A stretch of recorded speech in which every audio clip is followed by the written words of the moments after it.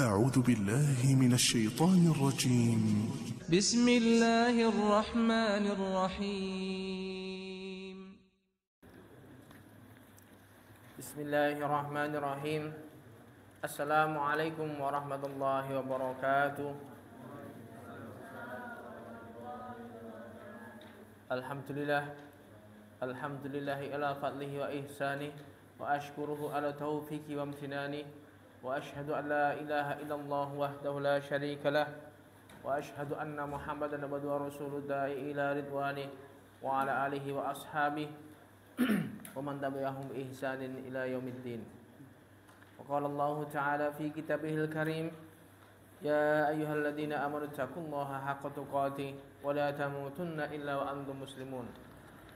Wa asdaqal hadithi kitabullah wa khairal huda Muhammadin sallallahu alaihi wasallam, wa syarrul umuri muhdatsatuha wa kullu muhdatsatin bid'ah wa kullu bid'atin dhalalah wa kullu dhalalatin finnar. Ma'asyiral muslimin rahimani wa rahimakumullah. Alhamdulillah, malam hari ini kita bisa melanjutkan kajian kita tentang al-usuluddin, tentang pokok-pokok agama kita, tentang hal-hal yang seharusnya atau harus diketahui seorang muslim dan menjadi ilmu yang wajib diketahui, yaitu tentang rukun Islam, rukun iman, dan juga al-ihsan. Meskipun ada kadar minimal di dalam mengimani rukun iman mungkin, tapi majelis kita itu mempelajari lebih mendetail tentang rukun iman. Tujuannya agar semakin kita mengenal Allah dan semakin kita mencintai Allah Subhanahu wa taala, sehingga dengan demikian bertambahlah keimanan kita, bertambahlah keinginan kita untuk menjalankan ketaatan kepadanya, dan semakin kuat keinginan kita untuk meninggalkan larang-larangannya. Telah berlalu mungkin pembahasan kemarin tentang beriman kepada para rasul,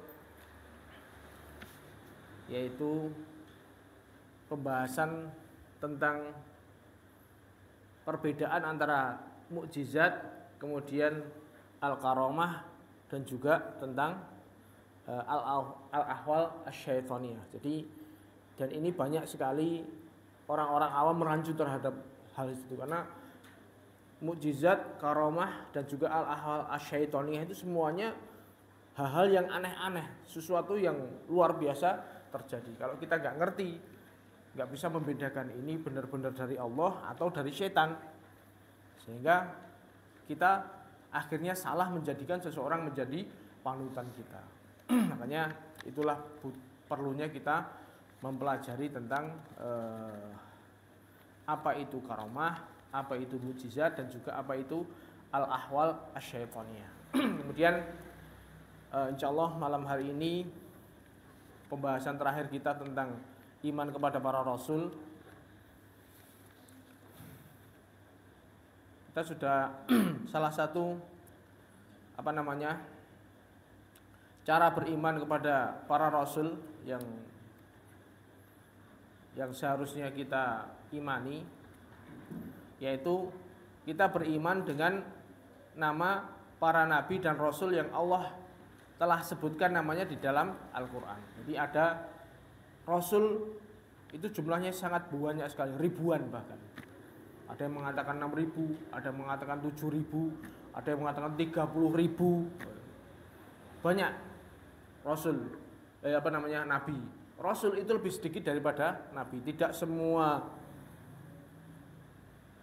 nabi itu rasul, tapi semua rasul pasti nabi. Jadi ada banyak sekali lah. Di antara sekian banyak ratusan ribu atau mungkin puluhan ribu, ribuan rasul ini, ada yang Allah sebutkan di dalam Al-Quran. Hanya sebagian, hanya sedikit, yaitu sekitar 25 nama. Dan ini Allah sebutkan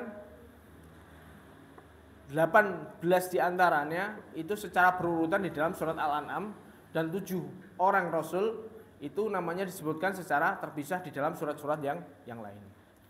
Adapun 18 nama Rasul yang Allah sebutkan di dalam surat Al-An'am yaitu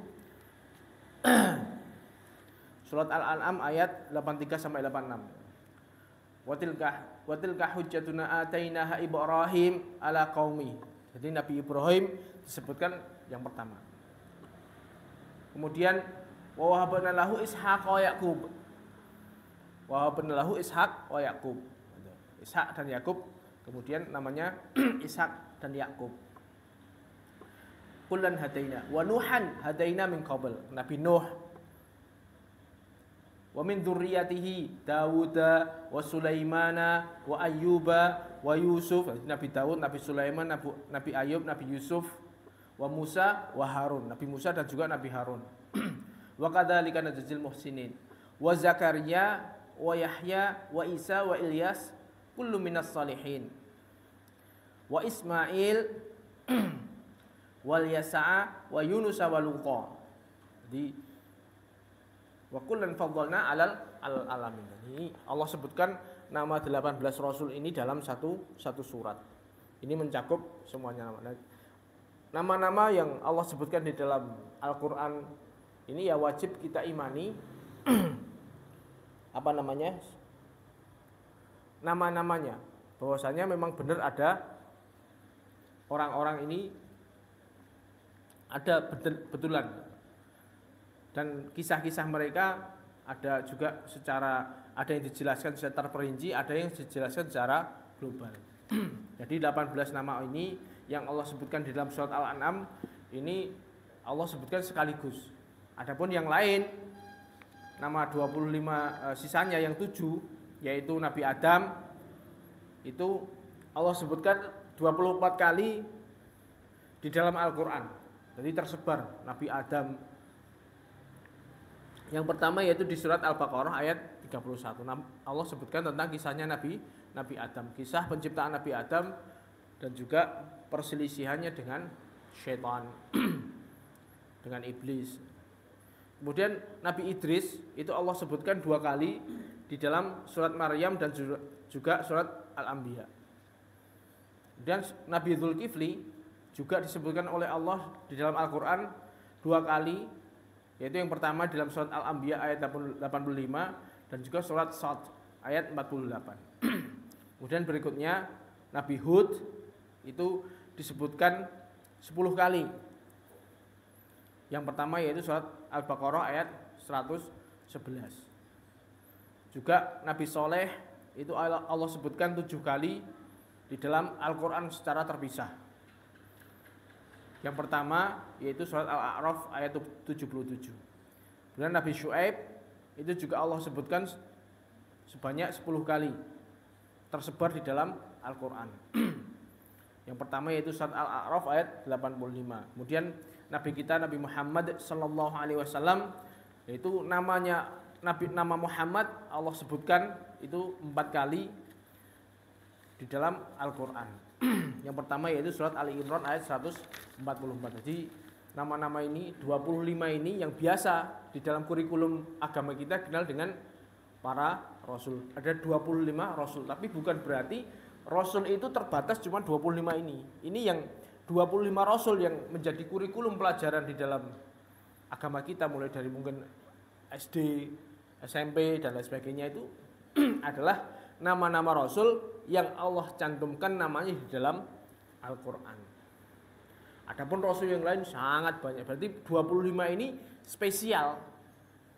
Di antara sekian ribu rasul ini yang paling top adalah 25 ini yang Allah sebutkan di dalam Al-Quran. Di antara 25 rasul ini Allah pilih lagi menjadi yang paling top yaitu 5. Yaitu Ulul Azmi, Nabi Nuh, Nabi Ibrahim, Nabi Musa, Nabi Isa, Nabi Muhammad. Ini yang topnya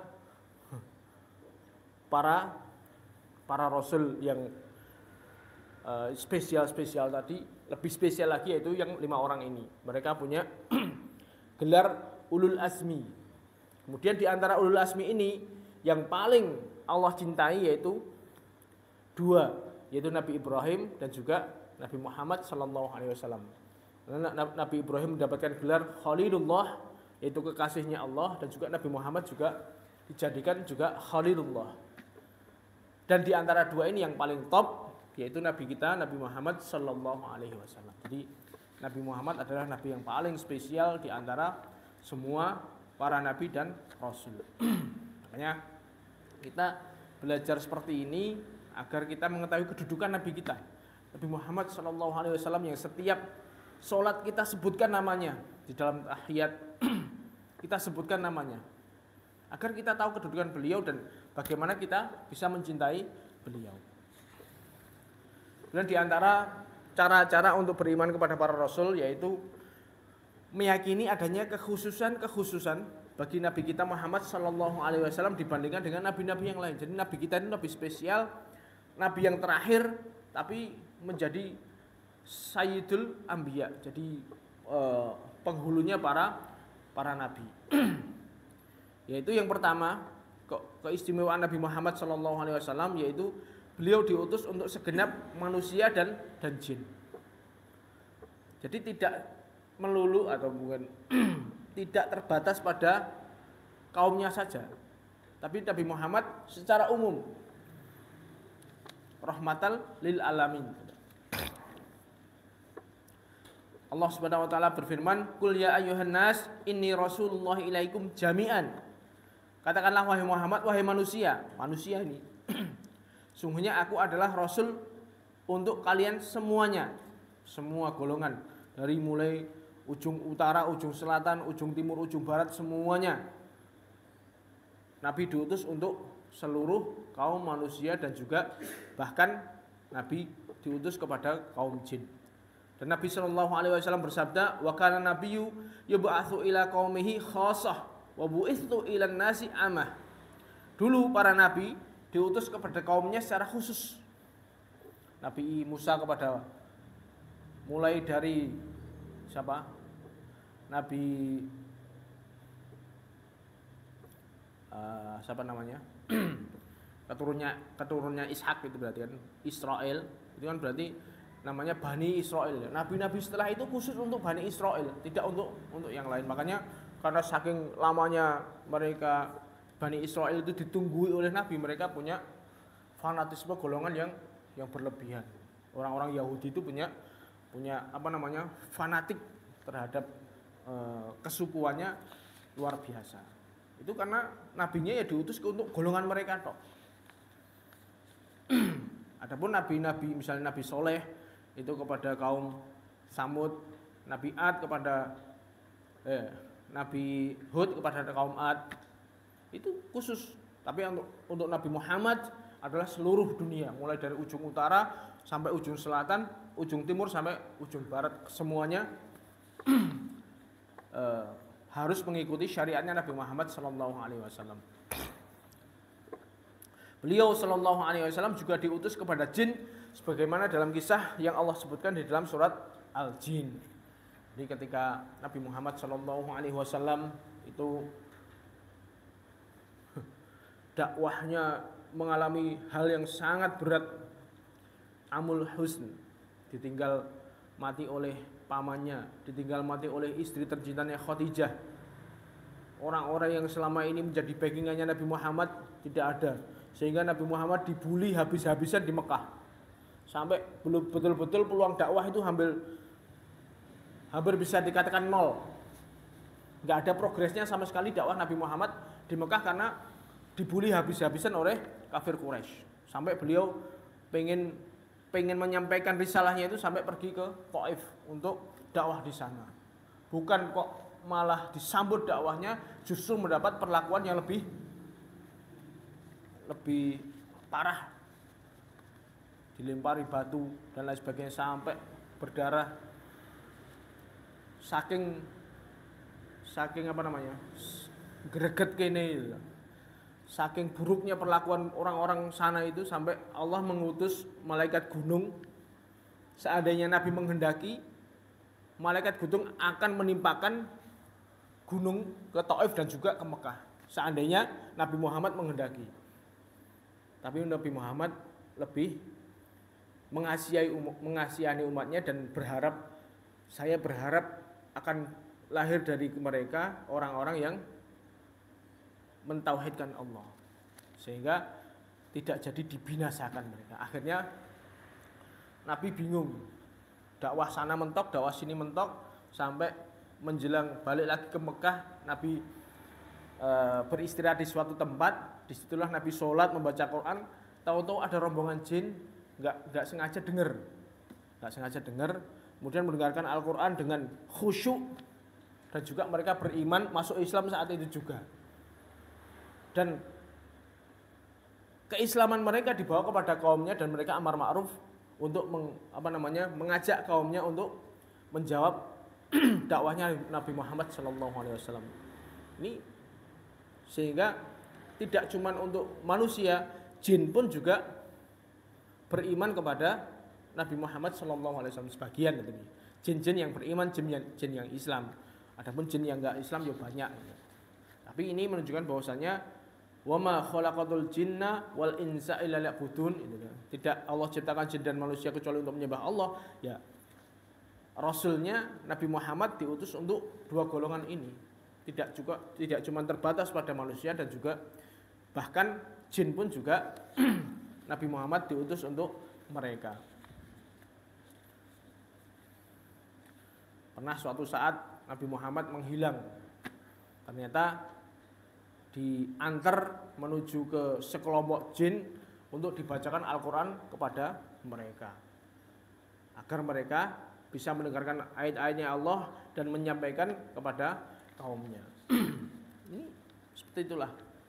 Jadi kekhususan, dan ini tidak dimiliki oleh nabi-nabi yang lain. Makanya Nabi Muhammad adalah nabi yang spesial karena diutus untuk semua golongan. Kemudian di antara keistimewaan Nabi Muhammad yang lain yaitu Allah telah menjadikan beliau sebagai nabi yang terakhir. Allah Subhanahu wa taala berfirman, "Ma kana Muhammadun aba ahadin min rijalikum walakin Rasulullahi wa khataman nabiyyin." Wa khataman nabiyyin. Bukanlah Muhammad itu bapak salah seorang di antara kalian, tapi beliau adalah Rasulullah dan penutup para nabi. Setelah Nabi Muhammad SAW meninggal, tidak ada nabi lagi setelah itu. Adapun yang mengklaim, orang-orang yang mengaku nabi setelah Nabi Muhammad SAW, bahkan sebagian ketika milenial kemarin membuat pernyataan bahwasanya kenabian Nabi Muhammad itu expired tahun 2000 gitu. Sampai mengaku nabi, ya itu palsu semua. Omong kosong, kebohongan. Jadi Nabi Muhammad adalah nabi yang terakhir, tidak ada nabi setelah itu, sehingga syariat yang sudah dibawa oleh Nabi Muhammad SAW itu adalah syariat yang sudah sempurna, sudah jadi, tinggal diikuti.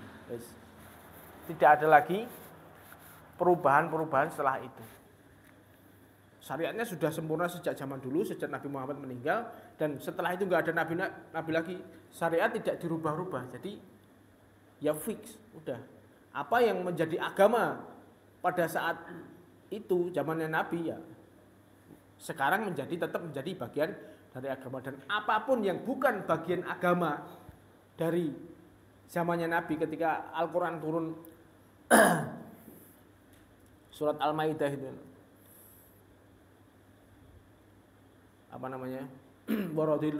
waraditu lakumul Islam madina itu ya. Jadi ketika al-yauma akmaltu lakum dinakum, hari ini sudah aku sempurnakan agamaku. Ketika haji wada, ketika saat itu yang bukan menjadi bagian dari agama, yang saat itu bukan bagian dari agama, sampai kapanpun itu tetap bukan bagian dari agama. Meskipun orang-orang belakangan menyusulkan, oh ini syariat baru, nggak bisa.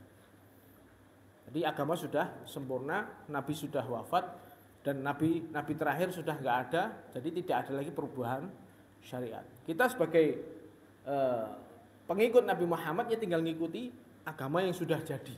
tidak perlu berkreasi atau menambahkan sesuatu agar lebih merasa lebih khusyuk mungkin. Enggak ada seperti itu. Kemudian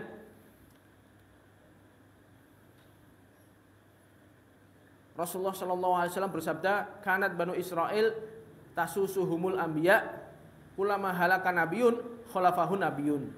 Wa innahu la nabiyyu ba'di." La nabiyya ba'di. Dulu Bani Israel dipimpin oleh para nabi. Setiap kali nabi meninggal langsung digantikan oleh nabi yang lain. Jadi tidak pernah ada kekosongan nabi zaman Bani Israel. Setiap nabi meninggal ada nabi lagi. Nabi Musa meninggal digantikan oleh Nabi Yusha bin Nun. Nabi ini meninggal digantikan nabi yang lain. Seperti itu. Selalu ada penerusnya. Ketika Nabi Muhammad meninggal enggak ada lagi karena Nabi Muhammad adalah nabi yang terakhir. Syariat sudah tidak berubah lagi setelah itu.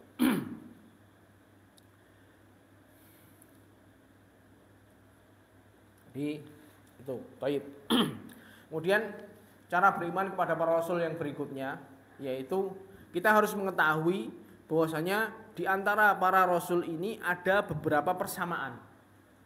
Kita sudah membahas tentang perbedaan apa atau bedanya nabi dan rasul itu apa. Tapi semua itu ada juga persamaannya.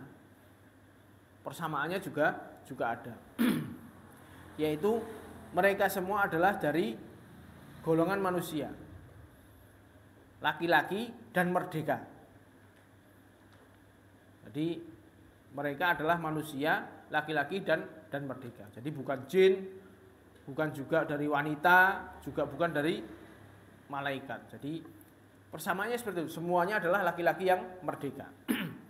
Allah Subhanahu wa taala berfirman, "Wa ma mana'an nasa ayyuminu idza'ahumul huda illa an qalu ab'atsallahu basyarar rasula."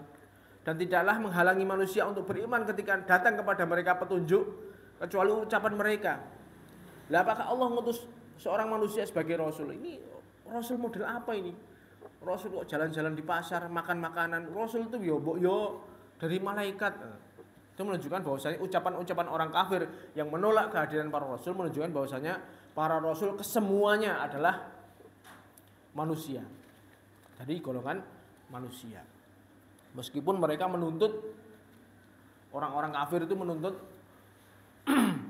biar mereka percaya Allah yang ngutus malaikat. Tapi seandainya pun malaikat diutus pada mereka tetap ya nggak percaya. Allah Subhanahu wa taala berfirman, dan Allah mengatakan, "Wa wahabna lahu Ishaqa wa Yaquba wa ja'alna fi dzurriyyatihi an-nubuwwata wal kitab."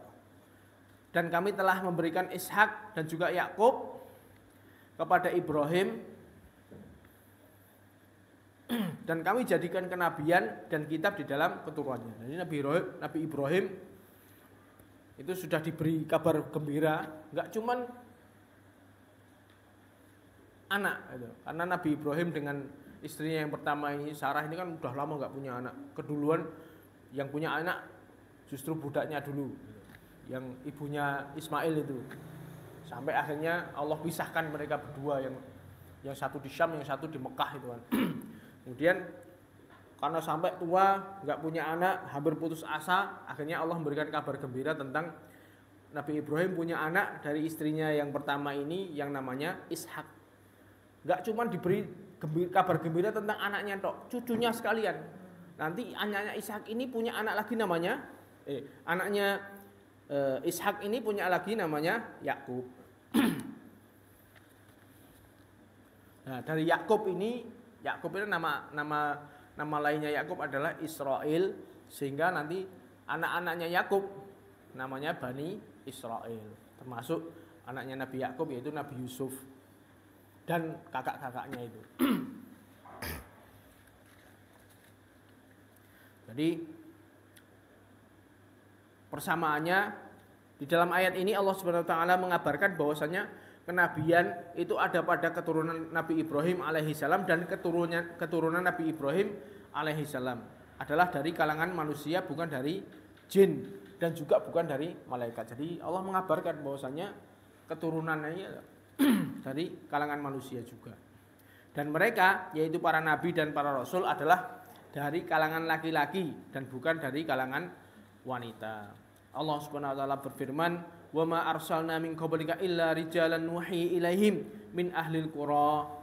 Tidaklah kami mengutus sebelummu para rasul kecuali mereka adalah laki-laki yang kami wahyukan kepada mereka di antara penduduk negeri. Jadi memang Allah ciptakan orang-orang pilihannya itu memang orang-orang yang memang secara gender terbaik, dan ketika menyampaikan kepada manusia sing paling cocok menyampaikan kepada golongan manusia manusia. Seandainya Allah mengutus manusia dan jin ini, tahu-tahu utusannya yang jadi nabi adalah dari jin, kira-kira manusia apakah bisa menerima? Enggak mungkin bisa. Tapi kalau Allah mengutus yang sebaik-baiknya makhluk yaitu manusia, sehingga jin pun juga bisa mengimani Rasul tersebut. Dan mereka adalah orang-orang yang merdeka, bukan budak. Karena perbudakan adalah sifat yang tidak sesuai dengan kedudukan Nabi. Dan kalau kita bisa bayangkan beberapa ratus tahun yang lalu mungkin ya, ketika perbudakan ini ada, jadi seseorang itu menguasai seseorang yang lain. Ketika menjadi tawanan perang, ini bisa menjadi budaknya. Yang namanya budak itu dia nggak akan punya kebebasan, dia manut opo jari tuannya. Ya Nabi nggak cocok. Seandainya kenabian diberikan kepada seorang budak, ini nggak cocok. Karena waktu seorang budak itu sepenuhnya untuk tuannya. Nah, kalau Nabi dari budak, terus kapan dia mau berdakwah? Kapan dia mau melawan musuh-musuh agamanya, agama Allah? Nggak mungkin bisa. Dia akan manut tuannya. Makanya Allah menjadikan kenabian ini emang dari orang yang terbaik, yaitu orang-orang yang merdeka, tidak terikat dengan apapun. Adapun mungkin Nabi Yusuf kan kita, Nabi Yusuf itu kan budak kemudian dijadikan, akhirnya dari kisah hidupnya dijadikan menjadi seorang bangsawan gitu. Tapi bukan berarti Nabi Yusuf dari lahir sudah budak, enggak. Jadi Nabi Yusuf itu adalah pada dasarnya orang-orang yang merdeka, anak-anaknya Nabi Yakub. Kemudian tipu daya kakak-kakaknya yang hasad terhadap Nabi Yusuf, akhirnya menjadikan Nabi Yusuf dibeli sebagai seorang budak. Jadi status awalnya merdeka, tapi karena keadaan beliau menjadi budak. Itu pun setelah melalui penderitaan yang panjang, baru kemudian beliau bisa naik lagi derajatnya menjadi seorang bangsawan. Jadi bukan sejak lahir budak, enggak ada yang seperti itu. Adapun kita bayangkan budak itu kan kadang biasanya budak itu macam-macam. Ada yang budak oleh tuanya dijadikan seorang tukang misalnya. Ada yang budak bikin apa gitu. Ada juga budak yang dijadikan menjadi gembala kambing. Ada seperti itu. Kebiasaan orang-orang dulu seperti itu. Nah, ada hadis dari Rasulullah SAW yang mengatakan bahwasanya ma ba'atsallahu nabiyyan illa ra'al ghanam. Tidaklah Allah mengutus seorang nabi kecuali menggembala kambing. Bukan berarti nabi-nabi itu mereka menggembalakan kambing itu statusnya sebagai budak, bukan. Tapi mereka menggembalakan kambing yang miliknya sendiri atau milik orang lain tetapi dibayar. Sebagaimana Rasulullah SAW itu menggembala kambing milik penduduk Mekah. Di dalam hadis Rawahu Bukhari, beliau kerjaannya saat itu menggembalakan kambing orang-orang Mekah yang kemudian beliau diupah dari situ. Memang karena Nabi itu diibaratkan orang yang menggembala kambing. Jadi seorang pemimpin umat itu ya gambarannya seorang yang mengembalakan kambing. Tapi yaitu tadi statusnya beliau mengembalakan kambingnya sendiri atau kambing orang lain. Dan Nabi Musa alaihi salam beliau mengembala untuk seorang laki-laki yang soleh dari Madian yang menjadi calon mertuanya itu. Dia meminang untuk menjadi maharnya itu kerja menjadi pengembala selama 10 tahun. Sebagaimana diceritakan dalam surat Al-Qasas. Jadi ini menunjukkan bahwasanya persamaan para nabi seperti itu. Berarti para nabi itu orang-orang yang Allah pilih menjadi orang-orang terbaik ya mesti dari hal-hal yang paling baik, secara gender yang paling baik, golongan paling baik, fisiknya ya paling baik, sehingga pantas untuk seandainya dijadikan menjadi suri tauladan. Baik, mungkin penutup sebelum kita mengakhiri pembahasan tentang beriman pada Rasul, ada beberapa hal yang bisa kita petik dari beriman kepada para Rasul alaihi wassalam. Ada faedah-faedah yang bisa kita petik dari pelajaran kita sebelumnya. Yaitu yang pertama, seseorang itu jadi mengetahui rahmat Allah dan perhatian Allah yang sangat besar terhadap hamba-hambanya dengan cara mengutus para rasul kepada mereka supaya memberikan petunjuk kepada mereka dan menjelaskan kepada mereka tentang beribadah pada Allah dan bagaimana cara beribadah kepada Allah. Karena akal manusia tidak bisa berdiri sendiri tanpa wahyu dari Allah Subhanahu wa taala. Ini enggak mungkin. Jadi Allah sangat perhatian kepada para hambanya. Saking perhatiannya itu pengen agar hambanya dikasih tugas khusus. Tak ciptakan jin dan manusia ini untuk nyembah. Tapi bagaimana caranya? Itu dikasih. Allah mengutus orang-orang terbaik, pilihan-pilihan Allah untuk mengajari manusia agar bisa menyembah kepada Allah. Ini perhatian yang luar biasa. Enggak cuma dibiarkan begitu aja. Wes pokoknya gue tak akan nyembah, piye carane terserah. Begitu, bukan seperti itu. Itu dengan diutusnya para rasul adalah bentuk perhatian Allah pada para hambanya. Allah Subhanahu wa taala berfirman, "Laqad manallahu 'alal mu'minin id ba'atsa fihim rasulan min anfusihim yatlu 'alaihim ayati wa yuzakkihim wa yu'allimuhumul kitaba wal hikmah wa in kanu min qablu fi dhalalin mubin." Sungguh Allah telah memberikan anugerah yang besar, karunia yang besar kepada orang-orang yang beriman ketika Allah mengutus di antara mereka seorang rasul dari kalangan mereka sendiri, dari kalangan manusia, yang membacakan kepada mereka ayat-ayatnya untuk mensucikan jiwa mereka dan mengajarkan kepada mereka Alkitab dan hikmah, meskipun sebelumnya mereka di dalam kesesatan yang nyata. Memang seperti itu. Sebelum datangnya Rasul mereka tersesat. Dengan adanya Rasul mengajak kepada tauhid, sehingga mengajak kepada pensucian jiwa. Ini tugas para Rasul dan ini bentuk perhatian Allah. Karena sehingga kita mempelajari seperti ini, kita semakin mencintai para nabi, mencintai Nabi kita Muhammad SAW yang sebab risalah yang beliau bawa bisa menyelamatkan kita. Kemudian cara yang kedua,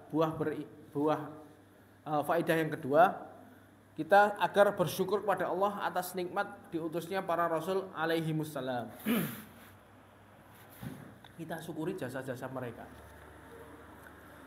Yang namanya kita syukur itu enggak cuma sekedar ucapan, ya harus dengan perbuatan. Kalau kita berterima kasih kepada mereka, ya kita berusaha menjalankan warisan-warisannya. Mereka sudah meninggalkan sesuatu yang sangat jelas. Peribadatan, tata cara, syariat yang gamblang. Ya sudah, kita berusaha untuk menjalankannya. Kemudian faedah yang berikutnya yaitu mencintai para rasul alaihi wassalam, menghormati mereka, memuji mereka sesuai dengan kedudukan mereka, karena mereka adalah para utusan Allah, para hamba-hamba Allah yang beribadah kepada Allah sekaligus menyampaikan risalah Allah dan menasihati para hamba Allah. Allah berfirman, "Inna arsalnaka syahidan wa mubasysyiran wa nadhira." Sungguhnya kami Allah telah mengutus kepadamu Muhammad sebagai saksi dan juga memberi kabar gembira tentang surga dan juga memberikan kabar penakut yaitu neraka. Walitu'minu billahi wa rasulihi. Supaya kalian beriman kepada Allah dan juga Rasulnya. Wa tu'azziruhu wa tuwaqqiruhu, dan juga kalian supaya menolong dia dan menghormati dia. Jadi beriman yang menolong agamanya dan juga menolong nabinya sekaligus dan juga menghormati dia. Ini dengan seperti itu kita berusaha mencintai para rasul. Jangan menjadikan mereka sebagai candaan-candaan, cerita-cerita mereka ya jangan dijadikan bahan-bahan untuk candaan-candaan yang itu akan mengeluarkan seseorang dari Islam. Ya, kita hormati mereka semuanya, mulai dari Nabi Adam sampai Nabi yang terakhir yaitu Nabi Muhammad SAW. Meskipun kisah-kisah di antara mereka ada beberapa kekurangan di antara mereka, tetap kita hormati mereka. Mereka adalah para rasul, para pengemban risalah yang Allah amanahkan kepada kita semuanya. Terutama Nabi kita Muhammad SAW, kita berusaha menghormatinya. Ya, salah satu cara untuk menghormati beliau ya, orang kalau nggak ngerti itu kadang-kadang ya kurang kurang bisa mengapresiasi. Tapi kalau kita mempelajari tentang sirah beliau, mempelajari perjalanan hidup, bagaimana beliau berdakwah, bagaimana beliau menghidupkan Islam ini, dengan kita susah payahnya beliau membawa risalah agama Islam ini, sehingga kita bisa menghargai beliau dan mencintai beliau, menghormati beliau, sehingga mudah lisan kita membacakan sholawat kepada beliau, Allahumma sholli ala Muhammad wa alihi, sehingga seperti itu timbul dari hati. Meskipun nggak perlu dilagu-lagukan, nggak perlu pakai sholawat yang macam-macam, tapi kalau timbul dari kesadaran kita karena rasa hormat kita kepada beliau, lisan kita akan mudah mengucapkan sholawat kepada Nabi kita Muhammad SAW. Kemudian faedah yang berikutnya yaitu mengetahui kekuasaan Allah dan bagaimana Allah memilih para nabi dan rasul. Jadi kekuasaan Allah itu sangat luas sekali. Sehingga bahkan orang-orang yang Allah pilih menjadi para nabi pun itu orang-orang yang terbaik dari orang-orang yang paling baik di muka bumi ini. Allah pilih untuk menjadikan para nabi dan para rasul. Kemudian faedah yang berikutnya yaitu mengetahui bahwasanya beriman dengan mereka adalah sebab kebahagiaan di dunia dan di akhirat. Jadi kita mengimani para nabi seutuhnya tanpa menafikan satu nabi pun. Kita mengimani bahwasanya mereka semuanya adalah dakwahnya tauhid. Kemudian kita beriman kepada dakwah risalah yang disampaikan oleh Nabi Muhammad SAW. Kita pelajari tentang syariat-syariat yang beliau bawa, kita amalkan. Dengan seperti itulah bisa membawa keselamatan kita dunia dan akhirat. Keimanan yang disertai dengan amal soleh itulah yang bisa menyelamatkan dunia dan akhirat. Bukan berarti keimanan sekedar pengetahuan, bukan. Tapi keimanan yang disertai dengan perbuatan. Kemudian faedah yang berikutnya, mengetahui bahwasanya berpegang teguh dengan apa yang dibawa oleh para rasul alaihi wassalam adalah sebab diangkatnya derajat seseorang di sisi Allah dan sebab diampuni dosa-dosanya. Jadi mengimani semuanya itu adalah sebab seseorang mendapatkan surga dan juga diampuni dosa-dosanya. Ini termasuk faedah-faedah yang bisa kita ambil dari kita beriman kepada para rasul. Insyaallah demikian yang bisa kita sampaikan untuk beriman kepada rasul. Kita jadikan pengetahuan kita ini agar menambah kecintaan kita kepada Allah, bahwasanya di antara manusia-manusia yang Allah jadikan, Allah mengutus seseorang yang menuntun kita menuju surganya Allah. Kita berusaha ikuti petunjuk yang beliau bawa, kita berusaha mengikuti syariat yang beliau bawa agar bisa menyelamatkan kita dunia dan akhirat. Dan kita berdoa pada Allah Subhanahu wa taala, semoga Allah menjadikan kita termasuk orang-orang yang beriman dan meninggal dunia di atas keimanan dan sampai mungkin pembahasan berikutnya yaitu tentang beriman kepada qadar. Yang terakhir dari rukun iman yaitu pembahasan tentang qadar, dan ini agak agak butuh konsentrasi gitu. Jadi mungkin ya dinikmati aja. Tetap disampaikan ya, mudah-mudahan bisa diwadahi oleh jenengan semuanya. Wabillahi taufik wal hidayah. Subhanakallahumma wa bihamdika asyhadu an la ilaha illa anta astaghfiruka wa atubu ilaik. Assalamualaikum warahmatullahi wabarakatuh.